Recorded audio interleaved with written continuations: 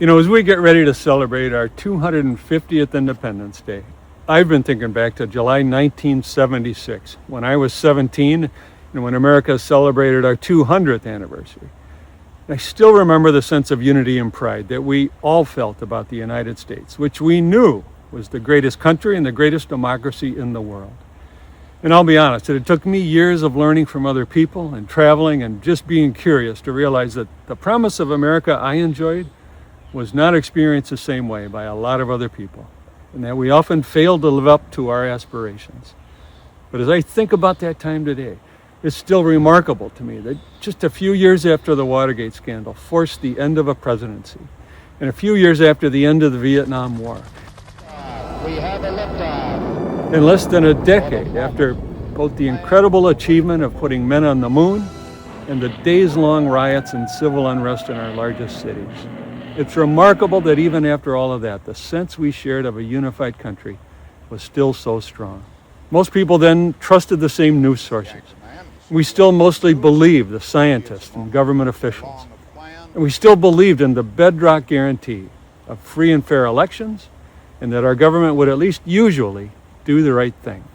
And we still agreed that even with our difficulties, America was destined to continue making progress toward a more prosperous, a more technologically advanced, and a more equitable way that we could live together.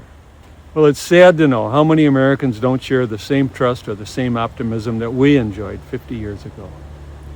And the level of division and distrust and downright hatred that so many Americans experience toward our fellow citizens, it just makes the idea of national unity feel like a ship that sailed years ago.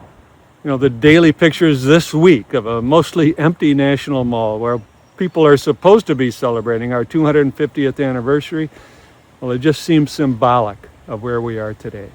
So maybe it's fitting this year that America really is at a fork in the road. And we're in what, for many people, feels like a battle for the soul of our country. So where do we go now? Well, after all the extremism that has driven us apart, some people would like us to believe that we're left with a choice between a government run by socialists or a government run by corrupt billionaires. Well, let's set those aside as false choices. Because after a full year of talking with people throughout northern Wisconsin, I've never heard such a hunger for a better way of figuring out how we can live together. And I know that our politics can reflect that.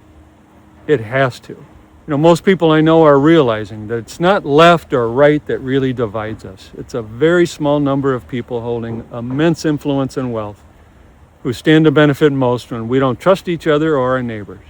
And most of us are seeing that in so many ways, our political process is failing us, partly because of all that wealth and influence corrupting politicians of both parties. And most of us are just longing to feel a faith and unity in America again that we haven't experienced in a long while. Well, if enough of us understand those things and are ready to act on those beliefs, that I'm confident that our future as a country can still be strong. And our politics, it's the only peaceful way we can decide those questions. And if that's not a reason to celebrate and get involved, I don't know what is. So I'm wishing you and your family and the people around you a happy Independence Day. And I'll be celebrating with you.